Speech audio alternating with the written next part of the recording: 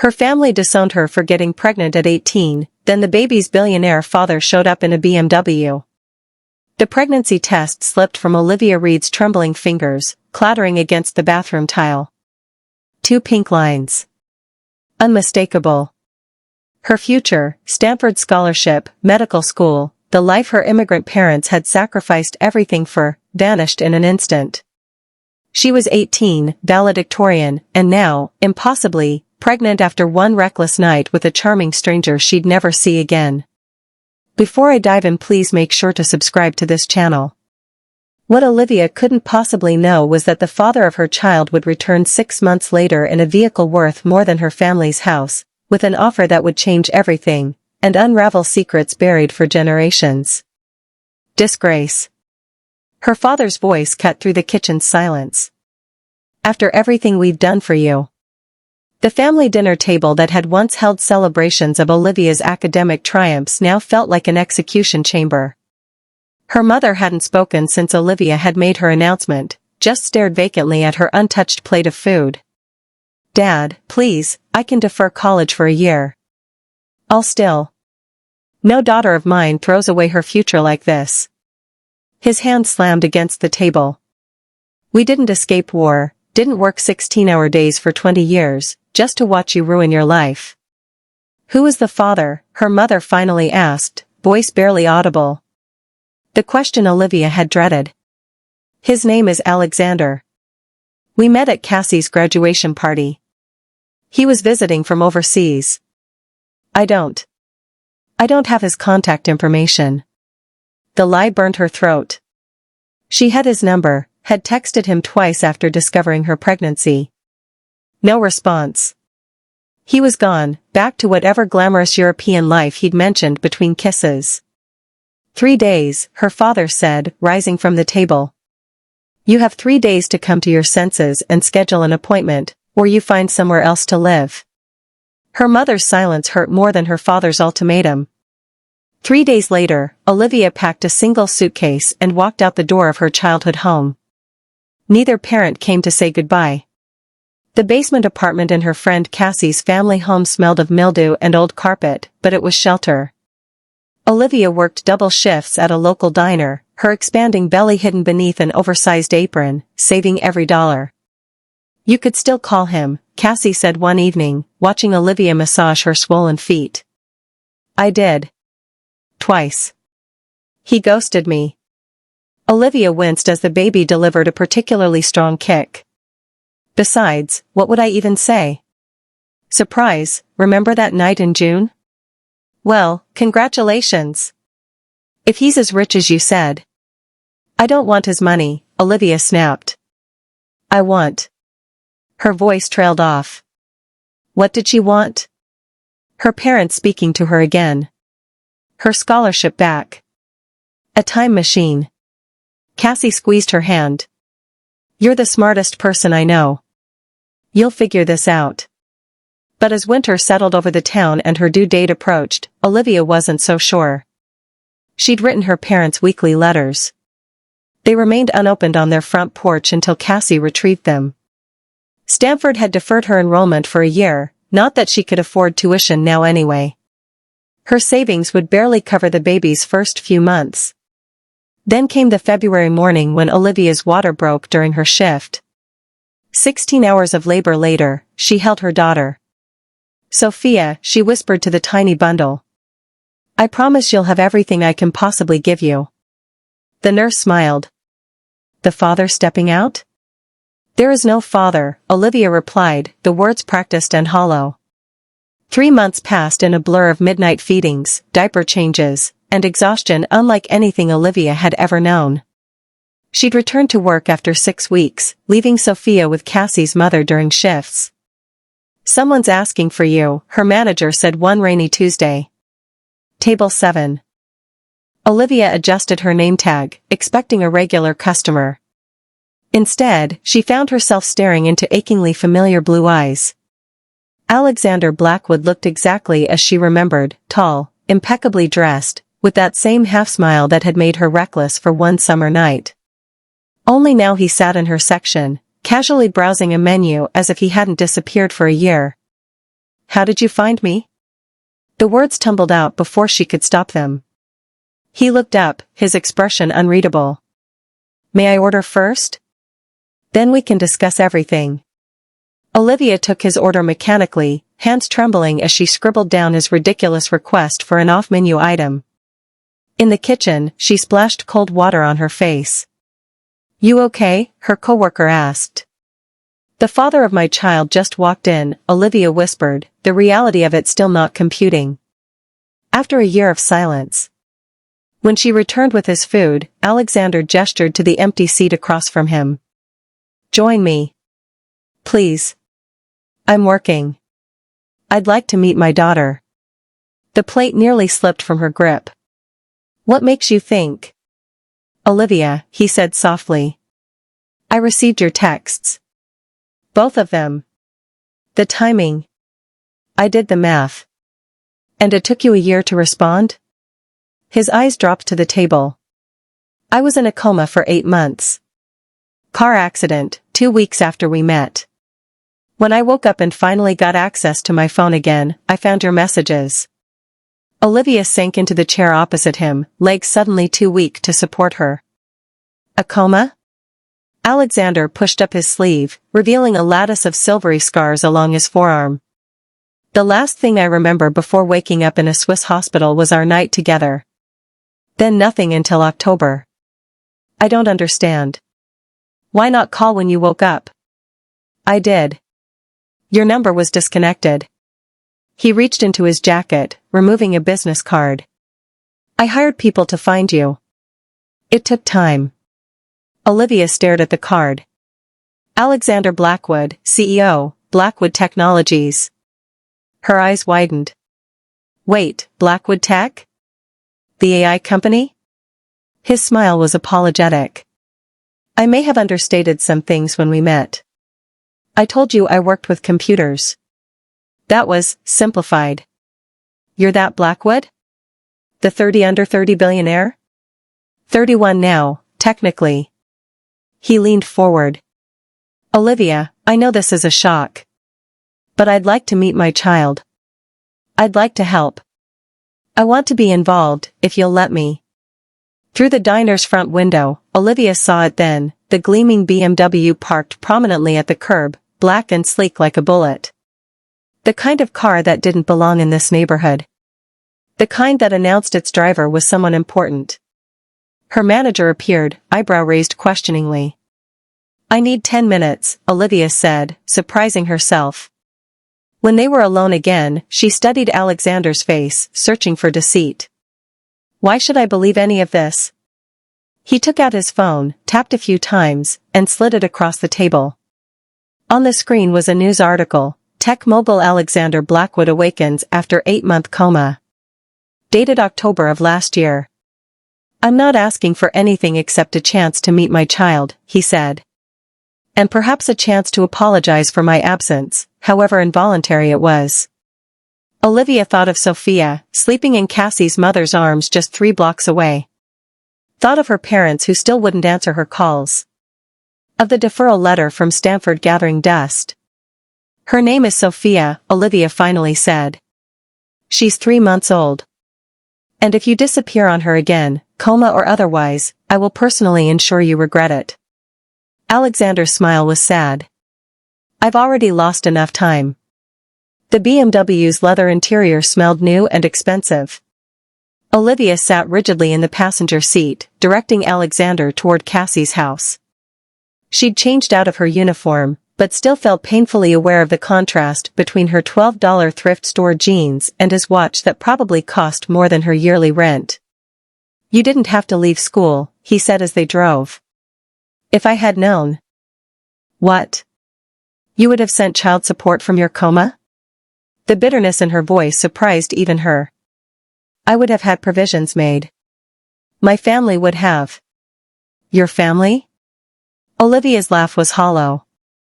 Mine disowned me. Literally kicked me out. I haven't spoken to them since November. Alexander's knuckles whitened on the steering wheel. I'm sorry. For what part? The pregnancy, or disappearing afterward? For all of it. And none of it. He glanced at her. I'm not sorry we met. I'm not sorry about Sophia. I am sorry for everything you've endured alone. Olivia turned to look out the window, blinking back unexpected tears. Turn left here. Cassie was waiting on the porch, Sophia bundled against the spring chill. Her eyes widened at the sight of the BMW, then nearly popped out of her head when Alexander emerged. Holy sh, Cassie caught herself. You weren't kidding about him being rich. Alexander approached cautiously, his confident stride faltering as he caught sight of the tiny face peering out from the blankets. She has your eyes, Olivia said quietly. Something in Alexander's face broke open then, vulnerability cracking through his polished exterior. May I hold her? The moment Sophia settled into his arms, something shifted in the atmosphere. The baby, usually wary with strangers, studied Alexander's face with solemn curiosity before breaking into a gummy smile. Hello, he whispered. I'm very late to meet you, and for that I apologize. Cassie nudged Olivia. I'll give you guys some space, she murmured, slipping back inside. For several minutes, they stood in silence as Alexander gently rocked Sophia, who had grabbed his finger in her tiny fist. She's perfect, he finally said, voice thick. She is. Olivia hesitated. What happens now, Alexander? Alex, he corrected. Only my board of directors calls me Alexander. He looked up from the baby. What happens now is whatever you want to happen. I would like to be part of her life, part of both your lives, if possible. But I understand if you have reservations. Reservations? Olivia laughed incredulously. I'm a college dropout working at a diner. You're a literal billionaire who just materialized after a year. Reservations doesn't begin to cover it. Alex nodded thoughtfully. Fair point. Perhaps we could start small? Dinner tomorrow? I'd like to discuss options for supporting Sophia and your education. Stanford shouldn't be off the table. The mention of Stanford sent a pang through her chest. I can't just. You can't just what? Accept help? Olivia, regardless of anything else between us, Sophia is my daughter. Allowing me to ensure her mother gets her degree isn't charity, it's my responsibility. Before she could respond, Sophia began to fuss. She's probably hungry, Olivia said, reaching for her daughter. As their hands brushed during the exchange, Olivia felt a jolt of the same electricity that had led them here in the first place. Alex's eyes suggested he felt it too. Dinner? He asked again. Tomorrow? Just to talk. Olivia looked down at Sophia, then back at the man who had unknowingly changed the course of her life. Just to talk, she agreed. Neither of them could have predicted how that dinner would unravel secrets buried in both their families' histories, secrets that would make their unexpected connection seem almost predestined. You live here? Olivia stood frozen outside the restaurant, a Michelin-starred establishment she'd only read about in local magazines. The maitre d' was watching them through the glass doors, clearly recognizing Alex. Is it too much? Alex asked, genuinely concerned. We can go somewhere else. Olivia glanced down at her one nice dress, a navy blue number she'd worn to graduation. I'm not dressed for. You look beautiful, he interrupted. And this restaurant belongs to a friend. No one will care what you're wearing. Still, Olivia felt every eye on them as they were escorted to a private booth in the corner. The menu had no prices, never a good sign for someone who calculated the cost per use of every purchase. Order whatever you like, Alex said, noticing her discomfort. Though the duck is exceptional. I've never had duck. His smile was warm. Then tonight's full of firsts. Halfway through the meal, the duck was indeed exceptional. Olivia finally relaxed enough to ask the question that had been plaguing her. Why didn't anyone from your company or family contact me when you were in the coma? Surely someone checked your messages? Alex set down his fork. That's complicated. My family situation isn't typical. My parents died when I was young. My grandfather raised me, but our relationship was strained. He died last year, actually, while I was unconscious. I'm sorry. Don't be. He was. Alex paused, searching for words. Controlling. My accident happened after a particularly heated argument with him. As for my messages, my personal accounts were locked during my coma. Medical privacy protocols I'd established years ago. Only my doctor could have accessed them, and only in specific emergency situations. That seems extreme. My grandfather had a history of overstepping boundaries. The privacy measures were necessary. Alex's expression darkened momentarily. But that's enough about my family dysfunction. Tell me about yours. Why would they disown their brilliant daughter for something so human? Olivia traced the rim of her water glass. My parents sacrificed everything to come to this country. Education is sacred to them, the only guaranteed path to stability. Getting pregnant before college wasn't just a disappointment, it was a rejection of their life's work. That seems extreme, Alex echoed her words. Maybe. But they came from a place where choices were limited. They've spent 20 years working jobs beneath their qualifications to give me opportunities they never had. She sighed. When I got pregnant, all they saw was me throwing it all away. Have you tried contacting them since Sophia was born? Every week. Letters, calls, emails. Nothing. Alex was quiet for a moment. What if you did go to Stanford? Would that change anything? Maybe. But that's not possible now. My scholarship covered tuition, but not living expenses. And now there's Sophia. It's entirely possible. He reached into his jacket and removed a slim folder, sliding it across the table. Open it. Inside was a document from Stanford, confirming her scholarship had been reinstated for the fall semester. What did you do? Olivia whispered. Made a call. Your academic record speaks for itself. The scholarship committee was quite receptive when they understood your circumstances. He hesitated. There's more. The second page. She turned the page to find details of a trust fund established in Sophia's name, with an apartment lease in Palo Alto. The trust covers all of Sophia's needs, including childcare while you're in classes. The apartment is near campus, 2 bedrooms. There's also provision for a part-time nanny. He met her eyes. Before you object, this isn't charity. It's my obligation as Sophia's father. And it's nothing compared to what I would have provided had I been conscious. I can't accept this, Olivia said automatically, though her heart raced at the possibility. Why not? Because it makes you uncomfortable? Olivia, comfort isn't the point. Sophia deserves every advantage. So do you. His voice softened.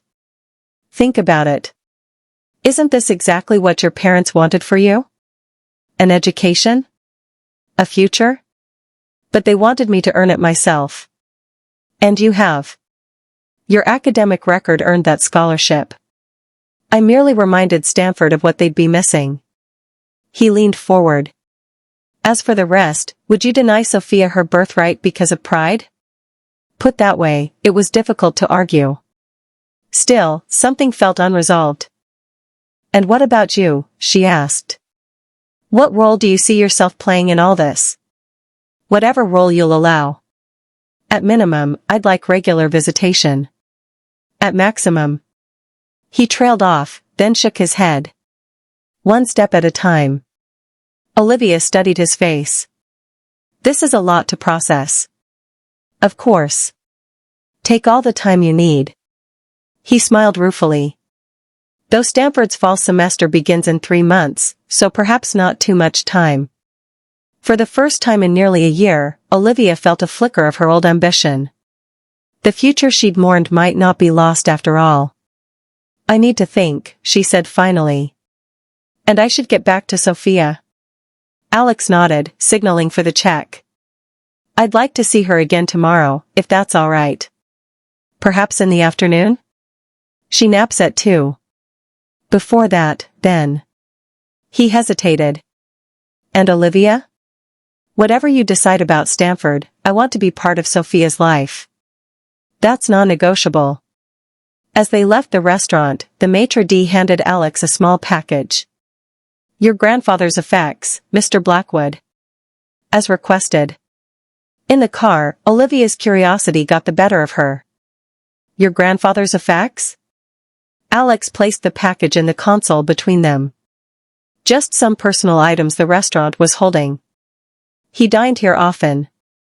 The drive back to Cassie's house was quiet, both lost in thought. When they arrived, Alex walked her to the door. Thank you for tonight, Olivia said. Thank you for giving me a chance. He moved as if to touch her arm, then stopped himself. I know trust takes time. I'm prepared to earn it. Something about his restraint touched her.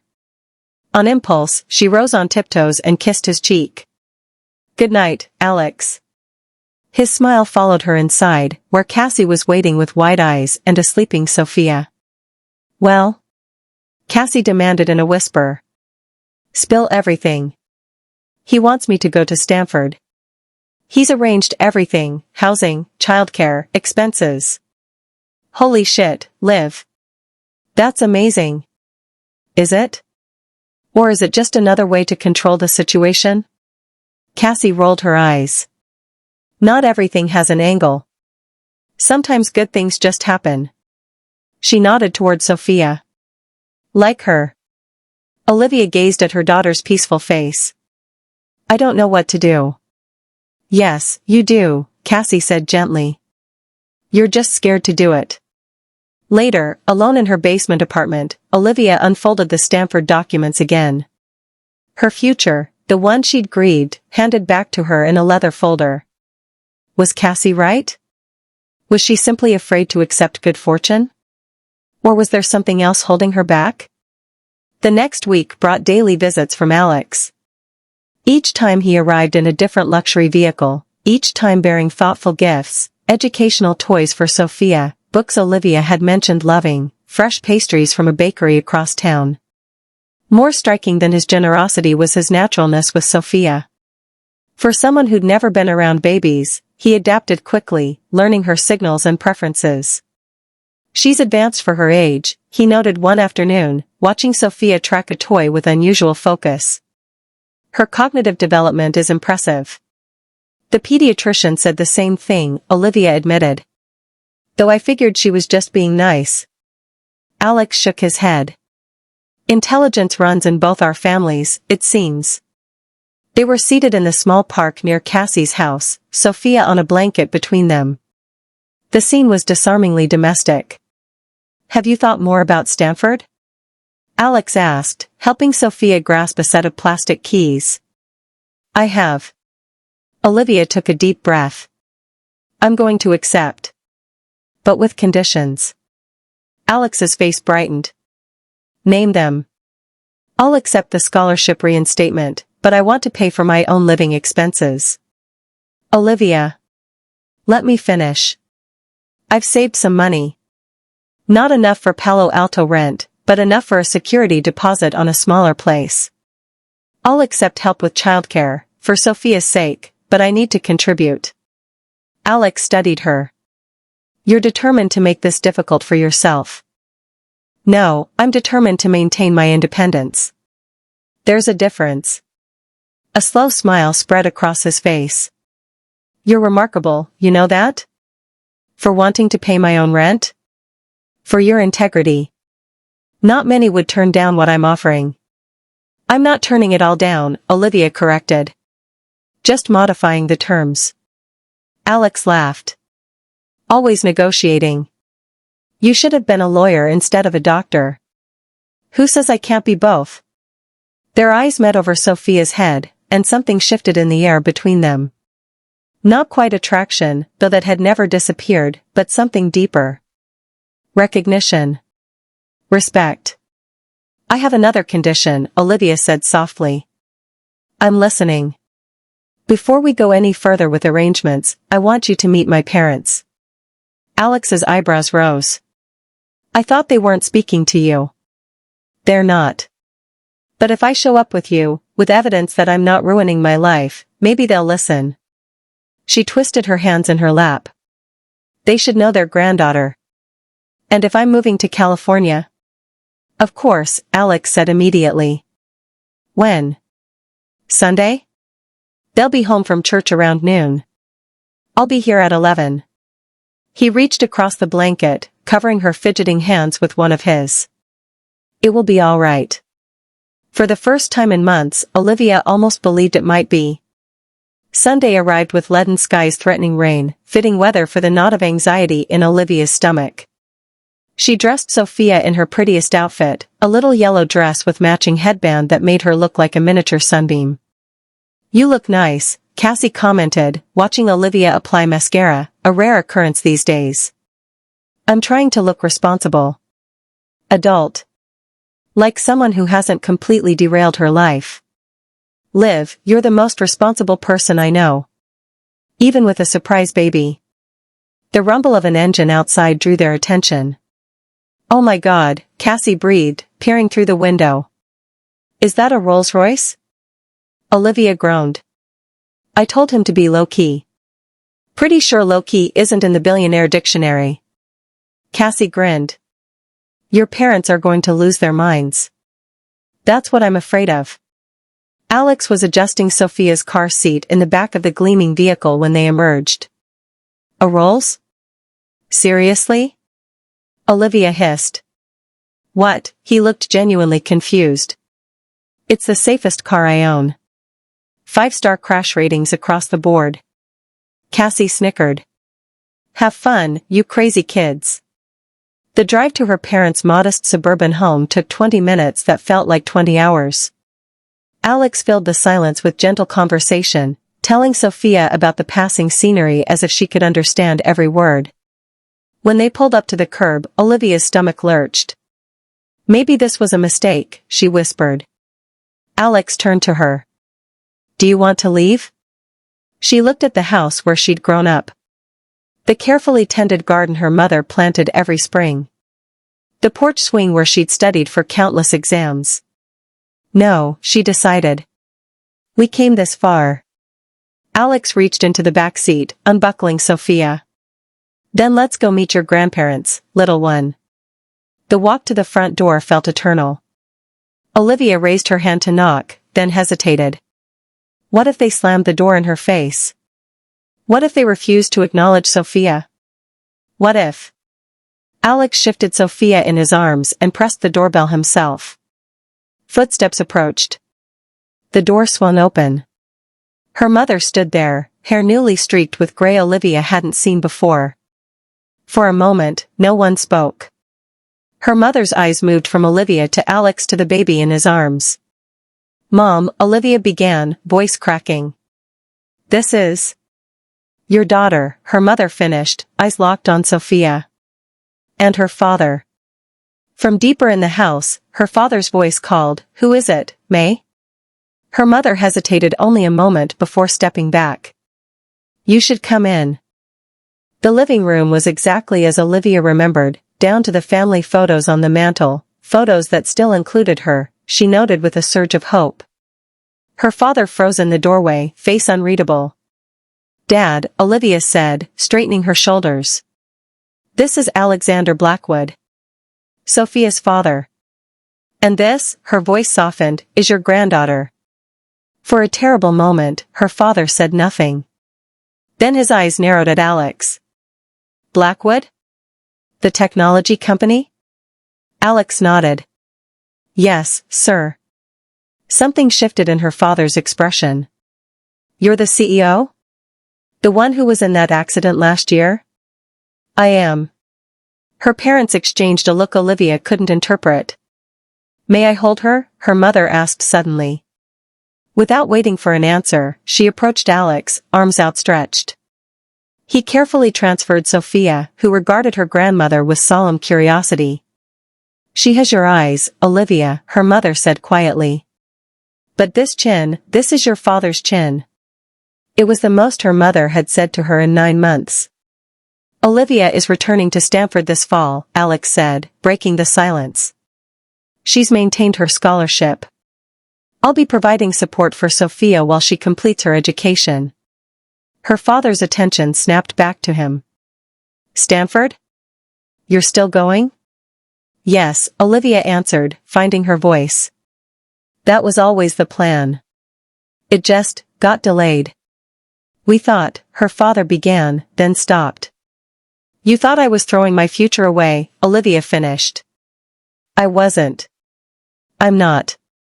Her mother had moved to the couch, fully absorbed in Sophia, who had grabbed her finger. She's very alert, her mother observed. Strong grip. Like her mother, Alex said, with a warmth that made Olivia's cheeks flush. Her father gestured toward the kitchen. Perhaps we could talk privately, Mr. Blackwood. Alex glanced at Olivia, who nodded slightly. The two men disappeared into the kitchen, leaving her alone with her mother and daughter. Mom, Olivia began cautiously. I've missed you. Her mother didn't look up from Sophia. We received your letters. You never responded. Your father, she stopped. It was difficult for us to understand your choices. It wasn't a choice, Mom. It was a circumstance. Now her mother did look up, eyes bright with unshed tears. We were so afraid for you. All your opportunities are still there, Olivia assured her. Different timing, that's all.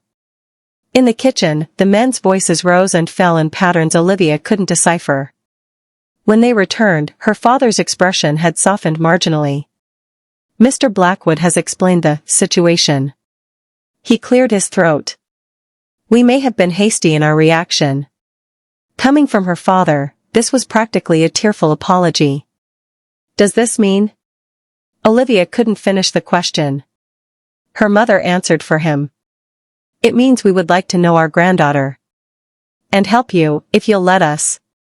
The fragile hope in her chest expanded cautiously. I'd like that. They stayed for an hour, the conversation stilted but civil. By the time they left, arrangements had been made for her parents to visit Sophia weekly. Her mother had even hugged her goodbye, briefly, awkwardly, but a hug nonetheless. In the car, Olivia finally released the breath she felt she'd been holding for months. Thank you, she told Alex. Whatever you said to my father. He shrugged. I just helped him see what was important. He glanced at her. Are you all right? Better than all right. She turned to check on Sophia, sleeping peacefully in her car seat. I feel like I can breathe again. As they drove, raindrops began spattering the windshield. Alex turned on classical music, low enough not to wake the baby. I should tell you, he said after several minutes, I have to return to San Francisco tomorrow. Business that can't be postponed. Oh. Olivia tried to mask her disappointment. I've arranged for a real estate agent to show you apartments near Stanford next weekend. I can fly back Friday evening. You don't have to do that. I want to. He hesitated. Unless you'd prefer to handle it yourself? Olivia considered. A month ago, she would have insisted on independence. Now, she was learning that accepting help didn't necessarily mean surrendering control. Friday would be good, she decided. But I'm still paying my portion of rent. Alex smiled. As you wish. Neither noticed the black sedan that had followed them from her parents' house, maintaining a discreet distance even as they returned to Cassie's. The next 3 months passed in a whirlwind. Alex flew back every weekend, dividing his time between apartment hunting with Olivia and bonding with Sophia. They settled on a modest 2-bedroom in a quiet neighborhood, not the luxury high-rise Alex had initially suggested, but a compromise they both could live with. Preparing for the move consumed Olivia's days. Packing her few belongings. Arranging for Sophia's medical records to transfer. Interviewing potential nannies via video calls Alex set up. Through it all, her parents gradually re-entered her life. Awkward Sunday dinners became weekly traditions. Her mother knitted Sophia tiny sweaters for the San Francisco fog. Her father researched the best preschools in Palo Alto, years premature, but characteristic of his planning. They're trying, Cassie observed after one particularly strained family dinner. They are, Olivia agreed. It's not perfect, but it's something. And what about you and Alex? That's definitely something. Olivia flushed. We're co-parents. That's all. Uh-huh. Co-parents who look at each other like that. Like what? Like you're both starving and the other person is a 5-course meal. Cassie. Just saying. There's chemistry there. Olivia couldn't deny it. Despite her best intentions to keep things strictly parental, she found herself looking forward to Alex's visits with an anticipation that went beyond Sophia's needs. Their late-night conversations after putting the baby to bed. The way he remembered every detail she mentioned. The careful distance he maintained, never pressuring, always respectful. Even if there was something, Olivia said carefully, it's complicated. We barely know each other. You know him well enough to have made a whole human together. That's different. That was hot vacation sex with a mysterious European businessman? Olivia threw a cushion at her friend. You're the worst. I'm right, though. She was right. The attraction between them hadn't diminished, if anything, it had deepened as they navigated parenthood together. But Olivia remained cautious. Her life had been upended once already. She couldn't risk another earthquake. The week before their move to California, Alex arrived with news. I've arranged for my jet to fly us all to San Francisco, he announced. Your parents included, if they'd like to help you settle in. Olivia blinked. Your jet? It seemed simpler than commercial, especially with Sophia. Another reminder of the chasm between their worlds. Alex, normal people don't have private jets. Normal people don't have to fly cross-country every weekend to see their daughter. His voice softened. Is it the jet that bothers you, or what it represents? Perceptive, as always. Both? Neither? I don't know. Olivia sighed. Sometimes I forget who you are, what you are, and then something like this happens. And who am I, exactly? Alexander Blackwood. Billionaire. CEO. Man with a private jet. He stepped closer. Is that all? Her heart rate quickened. No, she admitted. You're also Sophia's father. And my. She hesitated. Friend. Something like disappointment flickered across his face, quickly masked.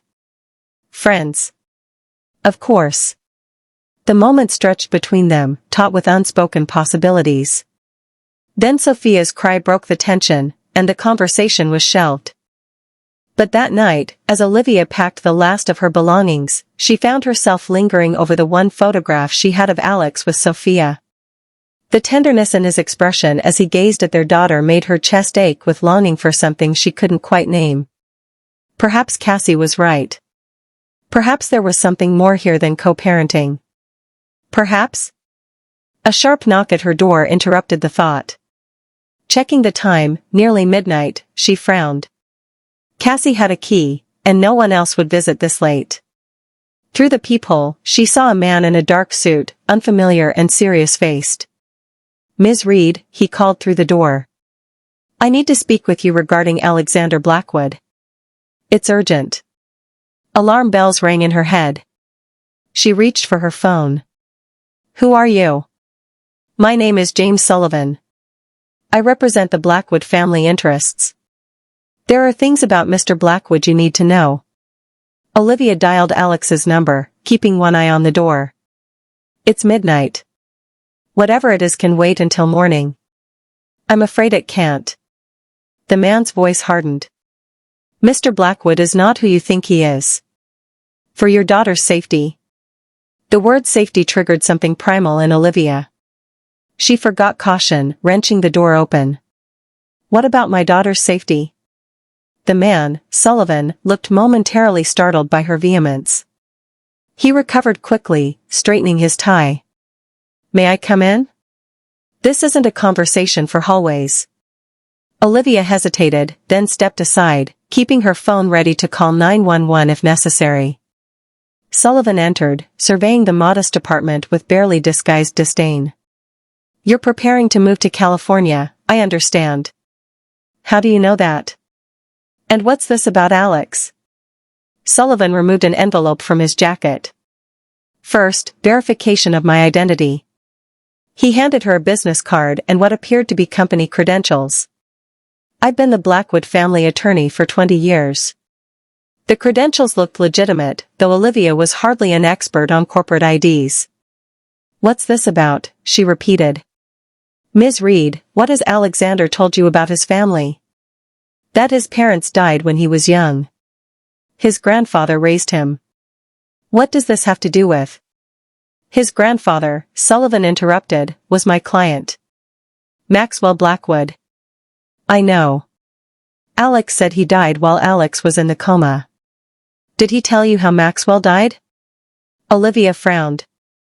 "No. I assumed natural causes." Sullivan's laugh was devoid of humor. "Nothing about Maxwell Blackwood's death was natural, Ms. Reed. He was murdered." The word hung in the air between them. "That's terrible," Olivia said carefully. "But I don't see." The investigation was inconclusive. However, there were suspicions. Understanding dawned with sickening clarity. "You're suggesting Alex had something to do with his grandfather's death? That's ridiculous. He was in a coma." "Was he?" Sullivan removed several papers from his envelope. "These are medical records from the Swiss facility where Alexander was supposedly treated. Notice anything unusual?" Olivia scanned the documents, medical terminology jumping out at her from pre-med studies. "These are incomplete." "Precisely. Because the full records don't exist. There was no coma, Ms. Reed. It was fabricated." "That's impossible." "There were news reports. I saw them. Carefully planted stories. Easy enough when you control a media conglomerate." Olivia's head spun. "Why are you telling me this? What do you want?" Sullivan's expression softened to something like pity. "Maxwell Blackwood changed his will shortly before his death. He was concerned about Alexander's increasingly erratic behavior. The new will contained provisions for any unexpected heirs." "Sophia," Olivia whispered. "Yes. Your daughter stands to inherit a significant portion of the Blackwood fortune, independently of Alexander. I'm here to ensure those provisions are honored." "I don't understand. If what you're saying is true, why would Alex acknowledge Sophia at all? Why seek us out?" Sullivan hesitated. "That's what concerns me. Alexander's motives are unclear. But given his history—" "What history?" "Ms. Reed, before his accident, Alexander was under psychiatric care. Paranoid delusions. Violent outbursts. His grandfather was considering having him committed." Olivia shook her head. "No. The Alex I know isn't violent or delusional. He's kind, patient, generous. With your daughter. With you." Sullivan's voice gentled.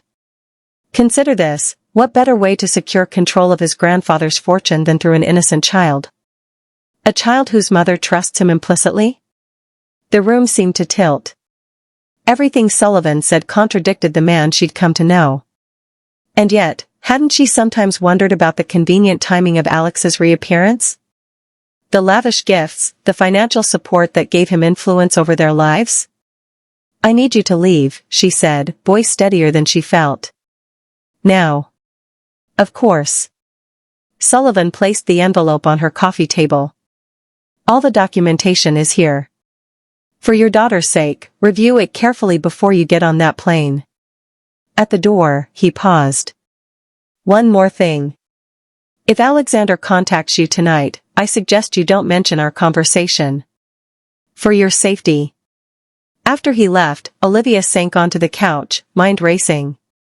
She picked up her phone, still on the line to Alex, though the call had gone to voicemail minutes ago. What if Sullivan was telling the truth? What if everything with Alex had been an elaborate manipulation? But what if he wasn't? What if this was some complex corporate scheme she didn't understand? Her phone buzzed with a text from Alex, "Missed your call. Everything okay?" Olivia stared at the message, then at the envelope Sullivan had left. With trembling hands, she opened it again, examining the documents more carefully. Hospital records. News articles about Maxwell Blackwood's death. Financial statements showing massive transfers after the old man's passing. And photographs. Alex with various women over the years. Alex arguing with an elderly man, presumably his grandfather. Alex entering a psychiatric facility. The evidence seemed damning. And yet, she reached for the photo of Alex with Sophia, studying his face. The tenderness there couldn't be faked. Could it? Her phone buzzed again. "Olivia? Should I call?" Making a decision, she texted back, "Everything's fine. Just checking in. See you tomorrow." Then she called the one person who might help her make sense of this, Cassie's father, a retired detective. "I need your help," she told him. "And I need it before I get on a plane to California." Alex arrived the next morning as scheduled, BMW gleaming in the early light. He greeted Olivia with his usual warmth, but she saw the moment he registered something was wrong. "What is it?" he asked, following her inside. "Is Sophia okay?" "She's fine. Still sleeping." Olivia gestured to the couch. "We need to talk." Wariness replaced concern. "That sounds ominous. A man named James Sullivan came to see me last night." The color drained from Alex's face. "Sullivan? My grandfather's attorney? He had some interesting things to say about you." Olivia steeled herself. "About your grandfather's death. About your coma." Alex sat heavily, as if his legs wouldn't support him. "I see. Is it true?" Her voice cracked. "Any of it?" For a long moment, he was silent, eyes fixed on some middle distance. When he finally spoke, his voice was hollow. "Which version would you prefer? The one where I'm the villain Sullivan painted, or the truth, which may be equally difficult to hear?" "I want the truth, Alex." He nodded slowly. "Then you should sit down. This will take some time." As Olivia settled across from him, Alex began a story far different from the one he'd told her previously. "My parents didn't die when I was young. They fled when I was 8. From my grandfather. From the empire he was building." Alex's gaze was distant. "Maxwell Blackwood was brilliant, ruthless, and completely amoral. My father was his only child, his heir. When my father refused to follow in his footsteps, Maxwell made their lives unbearable." "So they left you with him?" Olivia couldn't keep the judgment from her voice. "No. They took me with them.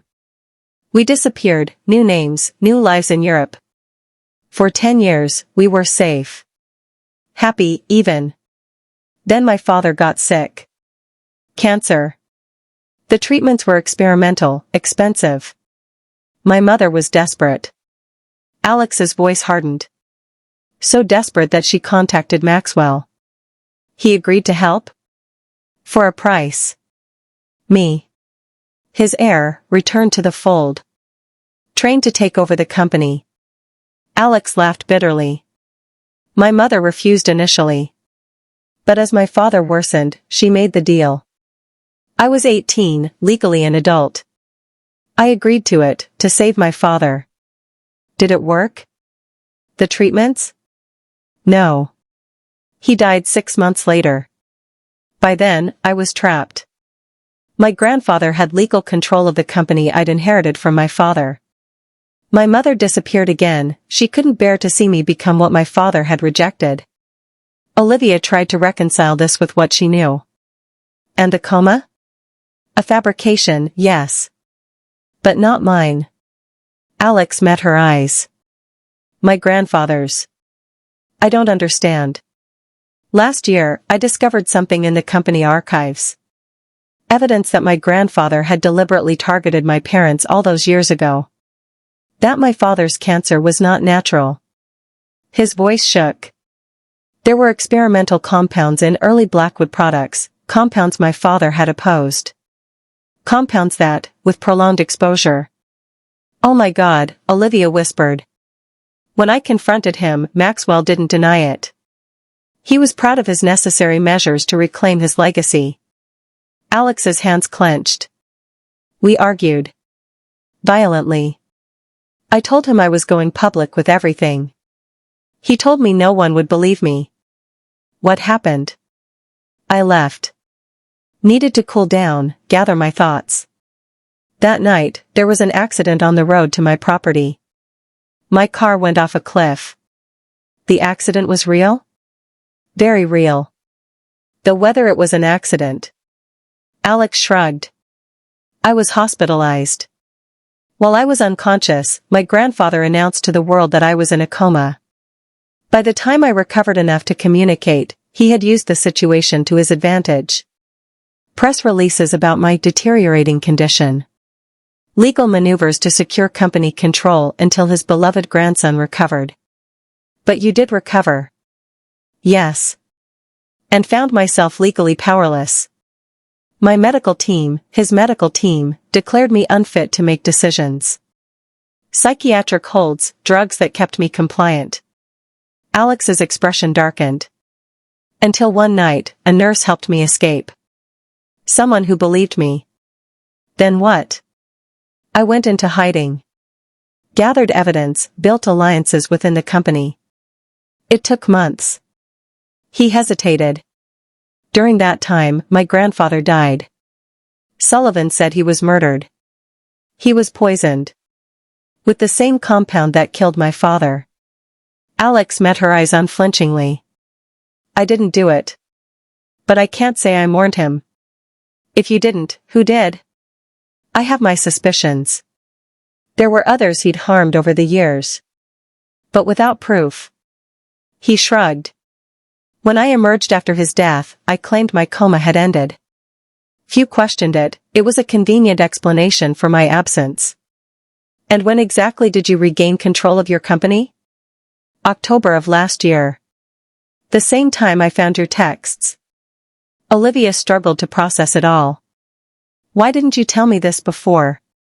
Would you have believed me? Over the documented facts? Over news reports and medical records? His smile was sad. I'm not even sure you believe me now. The truth was, she wasn't sure either. His story explained the inconsistencies in Sullivan's account, but was fantastical in its own right. Sullivan said your grandfather's will contain provisions for Sophia. Independent of you. Alex nodded. That much is true. Maxwell was obsessed with legacy. When he discovered your texts on my phone while I was incapacitated, he had you investigated. The timing of your pregnancy, he assumed the child was mine. And he included Sophia in his will? Why? Insurance. Control from beyond the grave. If the child was mine, he could use her to control me even after death. That's why Sullivan is here, not out of concern for you or Sophia, but to execute Maxwell's posthumous manipulations. It was too much to absorb. Part of Olivia wanted to believe Alex completely. Another part remembered Sullivan's warnings about Alex's supposed psychiatric issues. I need time to think, she said finally. Of course. Alex rose. For what it's worth, everything I've told you about my feelings for Sophia is true.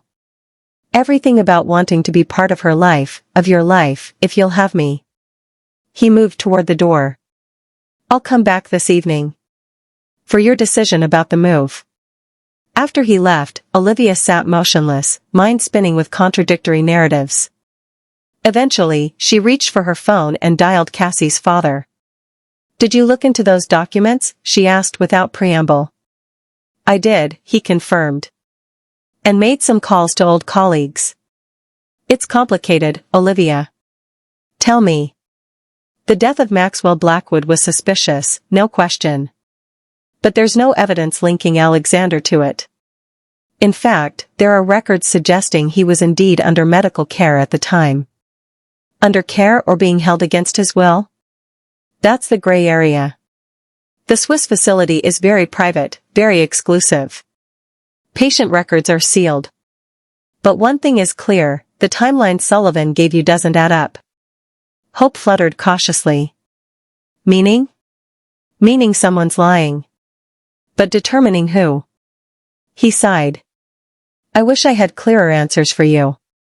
After they hung up, Olivia checked on Sophia, still sleeping peacefully, unaware her future hung in the balance of adult deceptions. What was the truth? Alex's painful family history or Sullivan's warnings about a dangerous manipulator? The answer came from an unexpected source. Her mother called late that afternoon. Olivia? That man, Alexander's lawyer, he came to see us. Alarm shot through her. Sullivan? What did he want? To warn us about Alexander. He showed us documents, told us terrible things. Her mother's voice trembled. But Olivia, something felt wrong. What do you mean? The way he spoke about you. About Sophia. As if you were assets. Not people. A pause. Your father asked to see identification. The card he showed us, your father recognized the company logo. From before. Before what? Before we came to America. Your father worked for a subsidiary of Blackwood Technologies in our home country.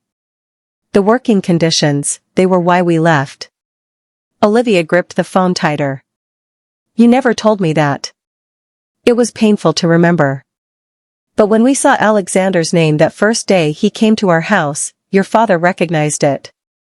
He's been researching since then. And? Maxwell Blackwood's companies were investigated multiple times for human rights violations. Environmental crimes. The investigations always disappeared. People who spoke against him disappeared too. A cold certainty settled in Olivia's chest. Mom, what are you saying? I'm saying be careful who you trust. But also, perhaps the grandson is not the grandfather. After they hung up, Olivia sat with this new information. If her father had worked for a Blackwood company, if they had fled because of it, then they had even more reason to distrust Alex. Yet they seemed to be suggesting the opposite. Her thoughts were interrupted by Sophia's awakening cries.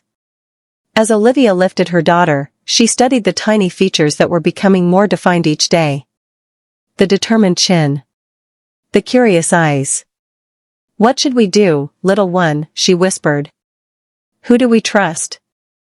Sophia's only answer was to grab her mother's necklace with surprising strength. Strength. That's what Olivia needed now. Regardless of which version was true, one fact remained constant, she had to protect her daughter. With sudden clarity, she knew what to do. When Alex returned that evening, Olivia was waiting with Sophia in her arms and 2 suitcases by the door. You're ready to leave, he observed, expression carefully neutral. Does that mean you've made a decision? Yes. Olivia straightened her shoulders. We're going to California. To the apartment near Stanford. But on my terms. Relief softened his features. Which are? Complete transparency from now on. Everything about your family, your company, any potential threats to Sophia, I need to know all of it. Agreed. Second, I want a legal agreement drawn up by a lawyer of my choosing, not Sullivan, not anyone connected to your company. An agreement that guarantees my autonomy and Sophia's security, regardless of what happens between us. Alex nodded. Also agreed. And third. Olivia hesitated. I need time. To get to know you properly. To build trust. We're Sophia's parents, but anything beyond that has to develop naturally. No pressure, no expectations. Of course. His smile was gentle. For what it's worth, I think these terms are not just fair, but wise. The knot of tension in her chest eased slightly. Then we have an understanding. We do. Alex reached for the larger suitcase. The jet is waiting whenever you're ready. As they prepared to leave the apartment, Olivia took one last look around the small space where she had rebuilt her life from its lowest point. Despite everything, the confusion, the conflicting stories, the lingering doubts, she felt a surprising sense of hope. Whatever the truth about Alex and his family, she was choosing to move forward with open eyes. For Sophia. For herself. For the future she had thought lost. On the private jet, a luxury Olivia suspected she would never quite get used to, Sophia fell asleep in the specially installed bassinet while Olivia gazed out at the darkening sky. Second thoughts? Alex asked, settling into the seat across from her. Not about going. Just processing everything. He nodded. I understand. And I'm grateful for the chance to prove myself. You should know, Olivia said carefully, I've taken precautions. Documents with my attorney, statements about everything Sullivan told me, everything you told me. If anything happens to me? It won't, Alex interrupted, voice fierce. But I understand why you'd take such measures. I'd do the same in your position. Something about his immediate acceptance of her distrust reassured her more than any protestation of innocence could have. My parents are flying out next weekend, she told him. They want to help with the move. I'm glad. Family is important. A shadow crossed his face. I've learned that the hard way. As the jet reached cruising altitude, the subtle vibrations lulled Olivia toward sleep. The last week's emotional roller coaster had left her exhausted. Rest, Alex said softly. I'll watch over Sophia. Despite herself, Olivia found her eyes closing. Her last conscious thought was that, for better or worse, their lives were now irrevocably intertwined. The next 6 months unfolded in a blur of new routines. Stanford was exactly as challenging as Olivia remembered from her brief orientation visit, with the added complexity of motherhood.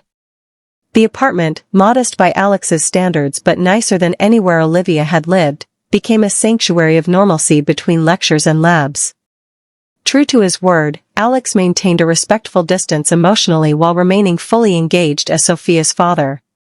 He visited weekends, called daily to speak to both of them, remembered every developmental milestone.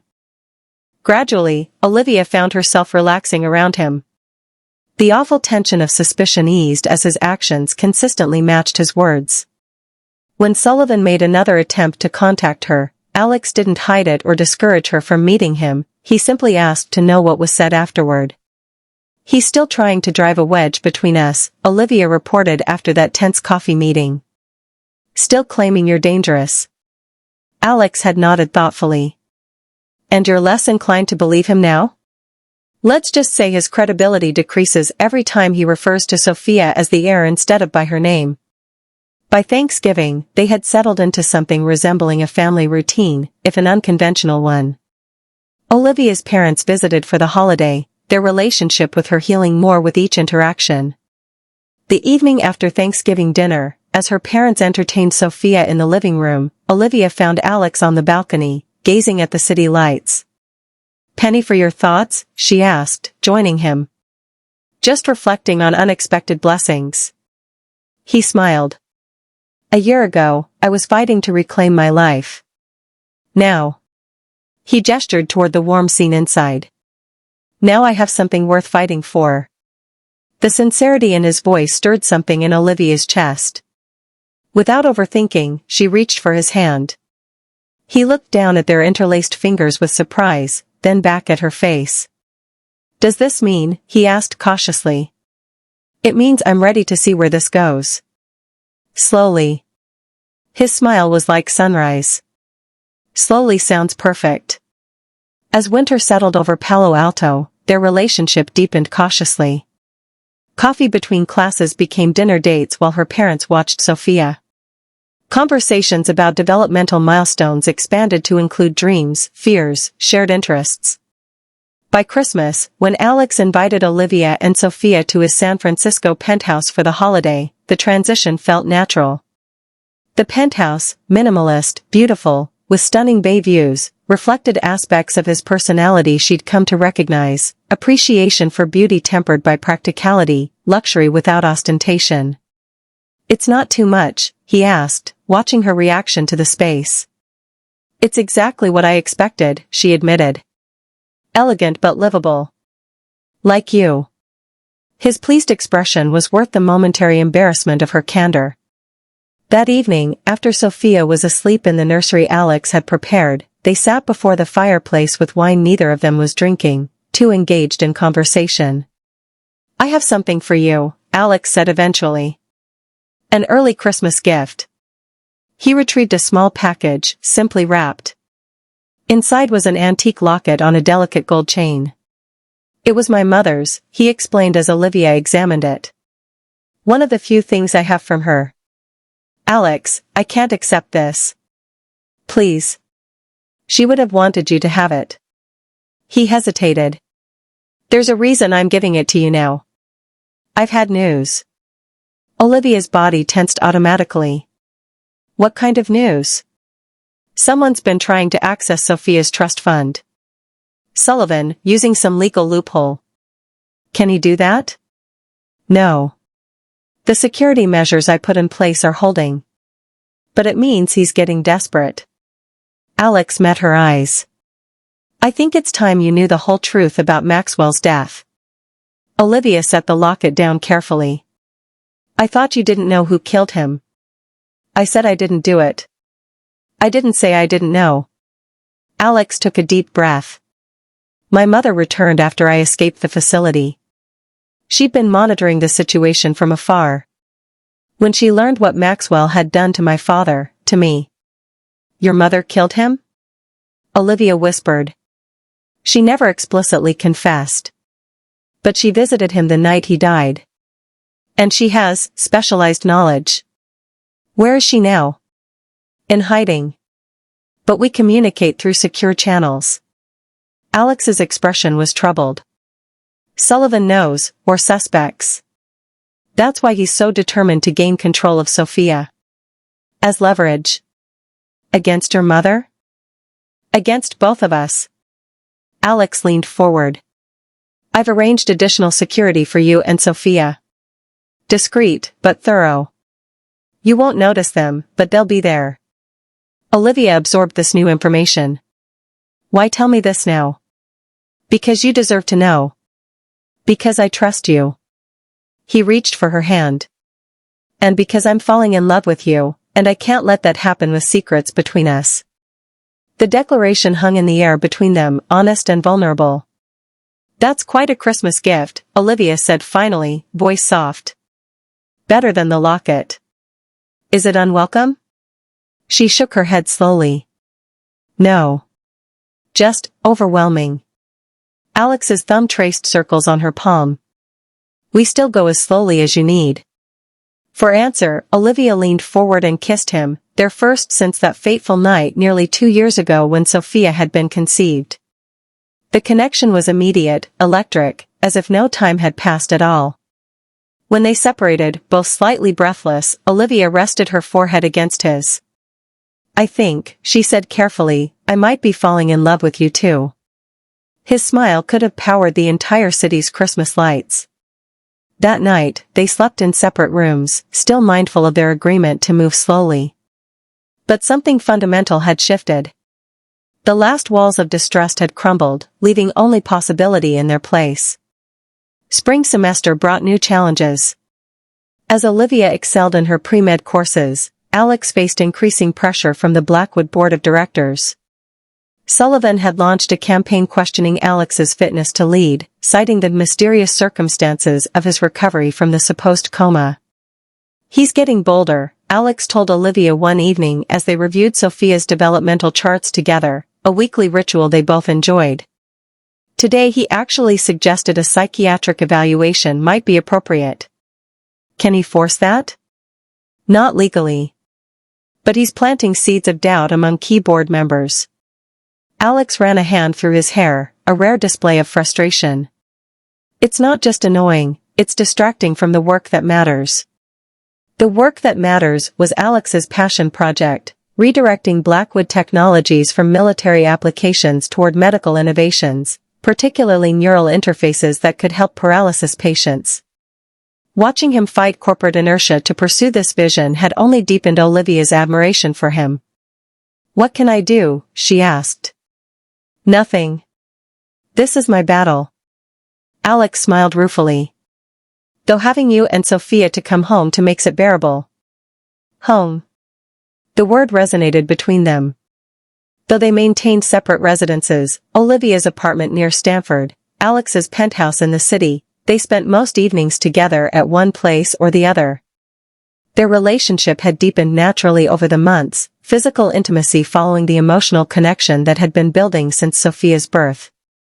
What they hadn't discussed was any formal arrangement. No talk of moving in together permanently, no labels beyond Sophia's parents. Until the night Sullivan made his final move. It began with an urgent call from Alex's security team. Sullivan had been seen entering Olivia's apartment building during her evening lab. Though Sophia was safely with Alex at the penthouse, the violation triggered immediate alarm. "Stay where you are," Alex instructed when he called Olivia. "Security is on their way to escort you here." "What would he want at my apartment?"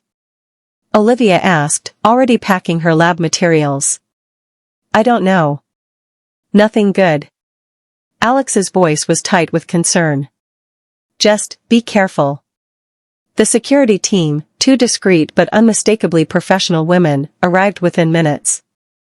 As they escorted her to the waiting car, Olivia's phone chimed with a text from an unknown number. "What you don't know about Alexander Blackwood will destroy you and your daughter. Final warning." Attached was a photograph that made her blood run cold. Alex, entering a psychiatric facility, dated just 2 weeks ago. When she arrived at the penthouse, Alex was pacing, Sophia asleep in her portable crib nearby. "Are you all right?" he asked immediately. Wordlessly, Olivia showed him the text. Alex studied it, expression darkening. "The photo is manipulated," he said flatly. "I was at the facility, yes, for a board meeting with our medical research division. It's not a psychiatric hospital. It's a rehabilitation center where we're testing the neural interface." "Can you prove that?" The question hung between them, loaded with implication. After everything they'd built, did she still doubt him? Alex's jaw tightened. "Yes. I can have the meeting minutes sent over. Video confirmation from multiple attendees. Would you like their contact information as well?" The edge in his voice cut through Olivia's momentary uncertainty. "No. That's not necessary." "Isn't it?" "Because that look on your face suggests Sullivan's tactics are working." Alex's eyes flashed with hurt. "After everything." It was a moment of doubt, Olivia interrupted. "One moment. Can you blame me? The photo looks real." "That's the point of manipulation, to look real." Alex turned away, shoulders rigid. "I thought we were past this." "We are." "I am." Olivia moved to him, placing a hand on his arm. "Alex, look at me." When he turned, the vulnerability in his expression made her heart ache. "I love you," she said simply. "I trust you." One text message doesn't change that. The tension in his body released slightly. "I'm sorry. It's just, Sullivan has taken so much from me already. The thought of him taking you and Sophia too." "He won't." Olivia's voice strengthened with certainty. "But we need to end this. Once and for all." Alex nodded slowly. "I agree. I think it's time to go public with everything, Maxwell's crimes, Sullivan's manipulations, all of it. The board will fight you. Let them." His expression hardened. "I've spent too long allowing my grandfather's shadow to dictate my actions. No more." That night, as they lay together watching Sophia sleep peacefully in her crib, Olivia made a decision. "I want to move in together," she said quietly. "Properly. One home, not two." Alex propped himself up on one elbow. "Are you sure? What about your independence, your space at Stanford?" I'm still independent. I'm still going to be a doctor. But I'm tired of pretending we're not a family. She turned to face him. Unless you don't want. I want, he interrupted. Of course I want that. I just needed to be sure you did too. The kiss that followed sealed more than an agreement about living arrangements. It was a commitment to face whatever came next together. Sullivan's final attack came, as they should have expected, through the media. A scathing exposé appeared in a major business publication, detailing Alex's psychiatric history, violent tendencies, and questionable business practices. Most damaging was the insinuation that Maxwell Blackwood's death had been orchestrated by his grandson from his hospital bed. Your mother will be implicated if this continues, Olivia realized as they read the article together. That's the point, Alex confirmed grimly. Sullivan knows she's the weak spot in my defense.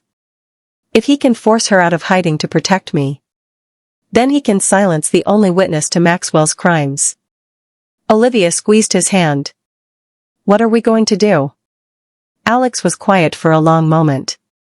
I think it's time I told you the rest of the story. That night, after Sophia was asleep, Alex revealed the final piece of the puzzle, a truth so carefully guarded he had shared it with no one. My mother didn't just kill Maxwell, he said, voice barely above a whisper though they were alone in the penthouse. She had evidence. Recordings of him confessing to my father's murder. To countless others. Why not release them? And this once and for all? Because the recordings implicate others. Powerful people in government, in industry. People who would stop at nothing to prevent exposure. Alex's eyes were haunted. She's been using the recordings as insurance, stay away from me, from our family, or everything becomes public. And Sullivan knows about these recordings? He suspects. He was present for some of Maxwell's worst decisions. Alex rubbed his temples. My mother contacted me yesterday. She's worried the balance is tipping. Sullivan is getting desperate. Where is she? Olivia asked. Closer than you might think. She's been watching over us, over Sophia, from a distance. Alex smiled sadly. She wants to meet you. Both of you. She says it's time. The meeting was arranged for the following weekend, neutral territory, a private room in a restaurant Alex's security team could thoroughly vet. When the day arrived, Olivia dressed Sophia in her prettiest outfit, nervous in a way she hadn't been since introducing the baby to her own parents. She'll adore you both, Alex assured her as they were driven to the location. How could she not? Elizabeth Blackwood was nothing like Olivia had imagined. Where she had expected someone formidable, perhaps intimidating, she found a slender woman with Alex's blue eyes and a gentle manner that belied her complicated history. At last, Elizabeth said, embracing Olivia without hesitation. The woman who gave my son back his heart. When she took Sophia in her arms, her eyes filled with tears. She looks like Alex did. The same curious expression. For over an hour, they talked, carefully at first, then with increasing openness. Elizabeth shared stories of Alex as a child, of their years in hiding, of her heartbreak at sending him back to Maxwell. I've made many mistakes, she admitted. The worst was leaving Alex to face Maxwell alone. You came back, Alex reminded her. When it mattered most. Elizabeth's expression hardened momentarily. Yes. Though perhaps too late. As they prepared to leave, Elizabeth drew Olivia aside. Sullivan won't stop, she warned. Not until he's neutralized. What are you suggesting? Olivia asked, though she suspected she knew. Release the recordings. All of them. Elizabeth's gaze was steady. Alex hesitates to protect me. But I'm tired of hiding. Tired of watching my son fight this battle alone. The consequences will be significant. For many people. Elizabeth smiled grimly. Including me. I've made my peace with that. Later, as they drove home with a sleeping Sophia between them, Olivia relayed the conversation. She's right, she told Alex. It's time to end this. For Sophia's sake, if nothing else. Alex was silent for a long moment. If we do this, nothing will be the same. The company, our lives. Our lives changed the moment Sophia was conceived, Olivia reminded him. Everything since has just been adaptation. His laugh was soft, genuine. How did I get so lucky? You call this lucky? Corporate espionage, death threats, family secrets? I call finding you lucky. Finding our daughter. He reached across to take her hand. The rest is just complicated window dressing. The decision made, they spent the next week preparing. Alex gathered the recordings from his mother's secure location. Olivia arranged for her parents to take Sophia to their home in Arizona, safely away from the media storm that would follow.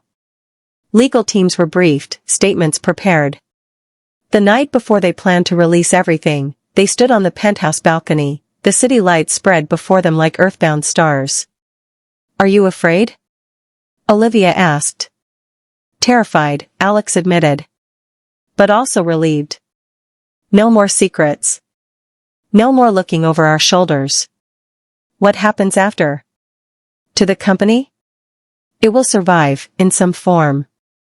The technology is too valuable to disappear. He shrugged. Whether I remain as CEO is another question. One that seems less important than it once did. Olivia leaned into his side. And us? What happens to us? Alex turned to face her, taking both her hands in his. That depends on your answer to a question I've wanted to ask for months. From his pocket, he withdrew a small velvet box. Inside was a ring, not ostentatious despite his wealth, but elegantly simple with a solitary diamond catching the city lights. Olivia Reed, he said softly, will you marry me? Not because of Sophia, not because of circumstances that threw us together, but because somehow, in the midst of all this chaos, we found something real? The answer rose to her lips without hesitation. Yes. As they sealed the promise with a kiss, Olivia reflected on the journey that had brought them here. From a single night of connection to a pregnancy that had derailed her plans. From family rejection to finding a new kind of family. From suspicion to a trust deeper than she had ever known. Tomorrow would bring challenges. The recordings would shock the world.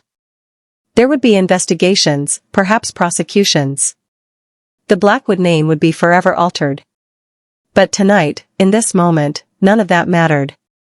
They had fought their way to this truth, that love could grow in the most unlikely circumstances, that family could be forged through adversity, that the detours in life's journey sometimes led to destinations more beautiful than any planned route.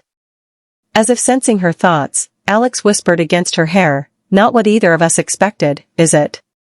Olivia smiled. Better. In her parents' home in Arizona, Sophia slept peacefully, unaware that her existence had changed everything, had brought together two people who might never have found each other again, had healed wounds in multiple families, had ultimately forced truth from darkness. Tomorrow would bring its storms. But they would weather them together, mother, father, daughter. A family created not by convention but by choice, by love, by the courage to trust beyond doubt. And in that, Olivia found a certainty greater than any she had known before. Whatever came next, they were ready.